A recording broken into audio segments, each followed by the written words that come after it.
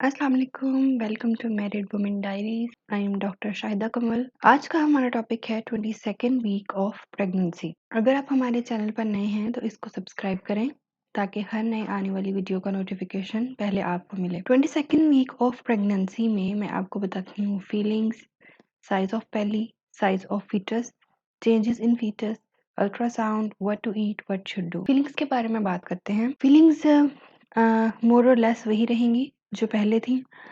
बस कुछ 1-2 चेंजेस आती हैं। आपको हार्टबर्न और इंडाइजेशन मैं पहले बता चुकी हूँ। इसके लिए आप छोटे-छोटे मील्स डिवाइड करें। 3 लार्ज मील्स लेने की बजाय आप 6 छोटे-छोटे से मील्स ले सकती हैं।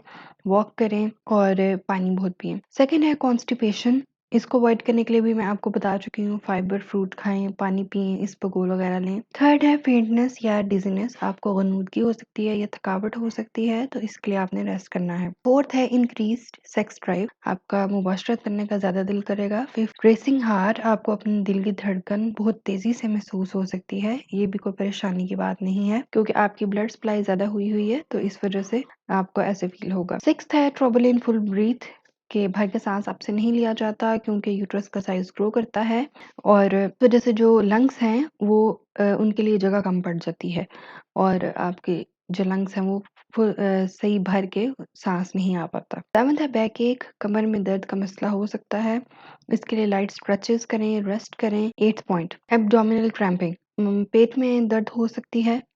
एब्डोमिनल क्रैम्पिंग अगर आपको ज़्यादा तकलीफ हो तो फिर आप डॉक्टर से कंसल्ट कर सकती हैं। अदरवाइज क्योंकि यूट्रस ग्रो करती है तो उसकी वजह से आपको स्ट्रेस फील हो सकता है। नाइन्थ है पेल्विक पेन। आपको पेल्विक रीजन में पेन हो सकती है क्योंकि यूट्रस ग्रो करती है, उसकी वजह से इर्द गिर्द के जितने भी मसल्स हैं उनके ऊपर स्ट्रेच पड़ता है। इसके लिए आप रेस्ट करें, लाइट स्ट्रेचेस करें। 10th है इंक्रीज वजाइनल डिस्चार्ज। इसके लिए आपको हाइजीन का ख्याल रखना है और वजाइना को साफ करने वाली अशिया से बचें, पानी पिएं। 11th है लेग क्रैम्प्स। इसके लिए भी आपने पानी की कमी नहीं होने देनी टांगों में अगर आपको खिंचाव या दर्द महसूस। 12th है स्ट्रेच मार्क्स। आपको स्ट्रेच मार्क्स नहीं पड़ेंगे अगर आप कोकोनट ऑयल, ओलिव ऑयल या किसी भी अच्छे मॉइस्चराइजर से अपनी स्किन को नम रखेंगी। तो 13th है larger and darker nipples. Nipples के इस इर्द गिर्द का जो एरिया है वो ज्यादा डार्क हो जाता है। उसके अंदर की जो नालियां हैं वो दूध बनाने की तैयारी शुरू कर देती हैं, इस वजह से आपको बड़े भी महसूस होंगे। 14th skin discolouration.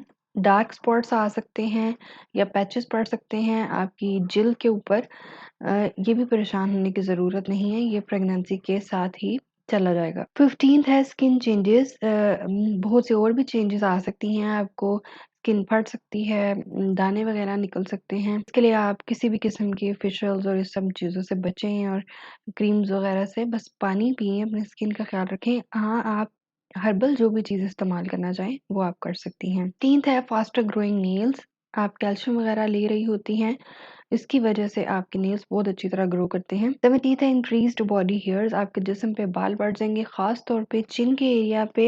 लेकिन इसके लिए आपने वैक्सिंग थ्रेडिंग नहीं करवानी, ये खुद ही चले जाएंगे जब प्रेगनेंसी एंड होगी। 18th है लस्ट्रस हेयर। आपके बाल चमकीले हो जाएंगे, लंबे हो जाएंगे, उनका वॉल्यूम ज्यादा होगा, ये एक अच्छी बात है प्रेगनेंसी की। 19th है प्रोट्रूडिंग नेवल। मैं बता चुकी हूँ कि आपकी जो नाफ है वो बाहर की तरफ को निकल सकती है क्योंकि प्रेशर पड़ता है यूट्रस के ग्रो करने की वजह से। सब में नहीं होता, लेकिन बाज़ में हो भी जाता है। सेकंड हमारा पॉइंट है साइज ऑफ बेली। इस पिक में आप देख सकते हैं कि बेली कितनी बढ़ गई है और बेबी बम्प कितना प्रोमिनेंट हो गया है। थर्ड है साइज ऑफ फिटस। तो इस स्टेज के ऊपर बेबी एक पपीते के जितना होगा या फिर एक नॉर्मल कॉर्न, जो एक छिली की नॉर्मल साइज की होती है उसके जितना, या फिर एक नारियल के जितना, एक शकरकंदी स्वीट पोटैटो के जितना भी हो सकता है। वेट होगा 430 ग्राम्स, 1 पाउंड, 15.2 आउंसेस और लेंथ होगी 27.8 सेंटीमीटर, 10.9 इंचेस। थर्ड हम डिस्कस करेंगे चेंजेस इन फीटस। तो सबसे पहले जो चेंजेस हम देख सकेंगे वो आंखें जो हैं उनकी डेवलपमेंट हो गई है, लेकिन जो आइरिस है, जो कलर्ड एरिया है आंखों के अंदर, वो अभी पिगमेंटेड नहीं हुआ, उसके अंदर अभी कलर नहीं आया। आंखें जो हैं वो बन गई हैं लेकिन अभी बच्चा खोल नहीं सकता आंखों को, लेकिन लाइट से सेंसिटिव है। अगर आप अपने पेट की तरफ लाइट करें तो आपको बेबी मूव करता हुआ फ़ील होगा। थर्ड है डेवलपमेंट ऑफ ईयर्स, जैसा कि मैं बता चुकी हूँ पिछले वीक्स में भी कि कानों की जो डेवलपमेंट है वो हो गई है, तो इस स्टेज के ऊपर जो कान है वो बन चुके हैं। बच्चा कंप्लीट आपकी बातें सुन सकता है। आपकी जो लिसनिंग के अंदर वो आपके दिल की धड़कन सुन सकता है, जमाइयाँ, आपके डकार, इसके अलावा आपकी खून की रवानी और दिल की धड़कन और सब कुछ वो सुन सकता है। अ, इसके लिए आप उससे बातें कर सकती हैं, आप अज़ान सुनवा सकती हैं, कुरान की तिलावत सुनवा सकती हैं। इससे बच्चे के ऊपर बहुत ज़्यादा अच्छा असर पड़ता है।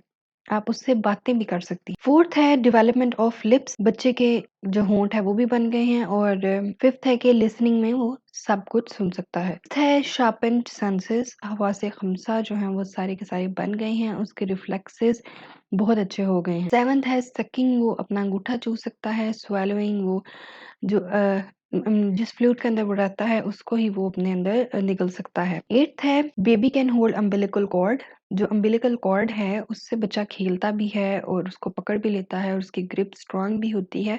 लेकिन इसके लिए कोई परेशान होने वाली बात नहीं, क्योंकि उसके इर्द-गिर्द एक बहुत चिपचिपी सी झिल्ली होती है और कॉर्ड चिपचिपी और सख्त होती है, जिसकी वजह से उसको कोई नुकसान नहीं पहुंचता। नाइन्थ है पेनक्रियास प्रोड्यूसिंग हार्मोन्स, क्योंकि पित्ता बन गया है और लबलबा भी, तो लबलबे के भी हार्मोन्स बनना शुरू हो गए हैं।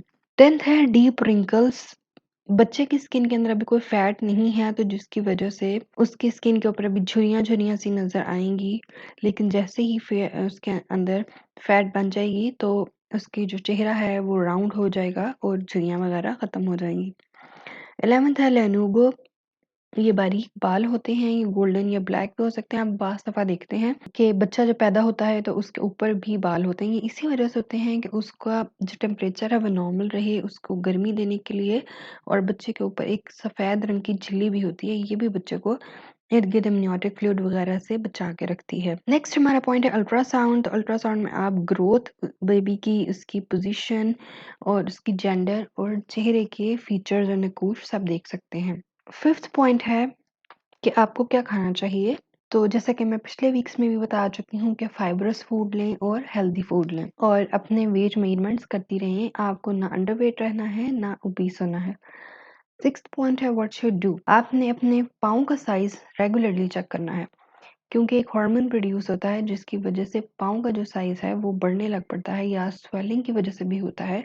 आपने इसका ख्याल रखना है। कंफर्टेबल फुटवेयर्स लेने हैं, जूता आपका अच्छा और नरम कंफर्टेबल हो। उसके अलावा चेक आउट योर रिंग्स, आपकी उंगलियां भी स्वेलिंग की वजह से या वैसे ही भी थोड़ी सी मोटी हो सकती हैं, तो इसके लिए आप अपनी रिंग्स का साइज चेक कर लें। अगर कोई आपको अनकंफर्टेबल हो रही है तो फिर आप उसको उतार। बेबी की ग्रोथ ट्रैक आप चेक कर सकती हैं, अपनी डॉक्टर से डिस्कस कर सकती हैं कि बेबी सही से ग्रो कर रहा है। इसके अलावा आपकी जो यूट्रस है वो आपके जो बेली बटन है उसके बिल्कुल 1 इंच ऊपर होती है। तो यहाँ से आप अंदाज़ा कर सकती हैं, अपनी बेबी के ऊपर आप हाथ रख सकती हैं, उससे बात कर सकती हैं। तो आपने खुश रहना है, वॉक करनी है, पानी पीना है और अपनी इस जर्नी को एन्जॉय करना है। उम्मीद करती हूँ आज की वीडियो आपको अच्छी लगी होगी।